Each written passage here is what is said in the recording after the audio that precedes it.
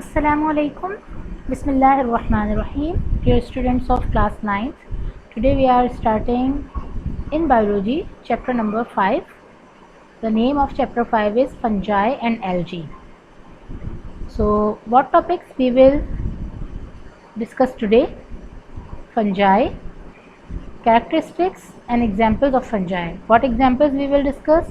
Agaricus, Penicillium and Astilago. Actually, Allah subhanahu wa ta'ala creates nothing which is useless. Earth around us would have been a mess without the recycling of the dead and waste matters. Fungi, together with bacteria, are at work everywhere on the earth doing the recycling business. So let's start. Before starting about fungi, you must remember what we have done in chapter number 3, classification of living organisms. Kingdom Prokaryote, Kingdom Protoctista, and the third one is Kingdom Fungi. So fungi are the organisms that are included in the separate kingdom, and we recall the characteristics of fungi. They are non-chlorophyllous. That was the reason they are not included in Kingdom Plantae, because Kingdom Plantae includes chlorophyllous organisms. They are multicellular, eukaryotic, having cell wall. We have done the example agaricus, which is also called mushroom. Okay, so now fungi. According to old concept, fungi were considered as plants and placed in Thallophyta. Thallophyta is a phylum, is a division. Division is also called the phylum of the plant kingdom, including primitive forms of plant life, showing a simple plant body. They are simple plants without roots, stems or leaves.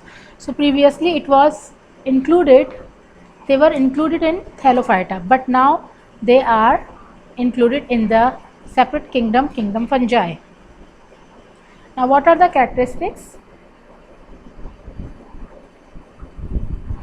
Fungal body is called mycelium, which is made up of thread-like cells called hyphae.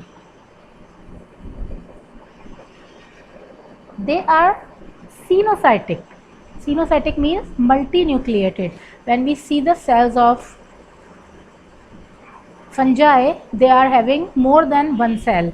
They are non-chlorophyllous, as I have told you. They have cell wall. The cell wall of fungus is made up of fungal cellulose. Now about reserve food. The reserve food is in the form of glycogen particles and oil globules. How do they reproduce? They reproduce asexually as well as sexually. When they reproduce asexually, so there are three methods: by spores, or by budding, or by fragmentation. And they reproduce sexually by conjugation, which is also called isogamy.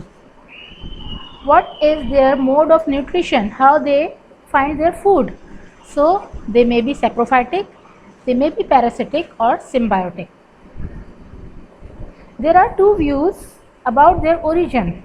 Either they have evolved from an alga or from certain unflagellated protozoa. The fungi are distinguished among themselves primarily by their sexual reproductive structures.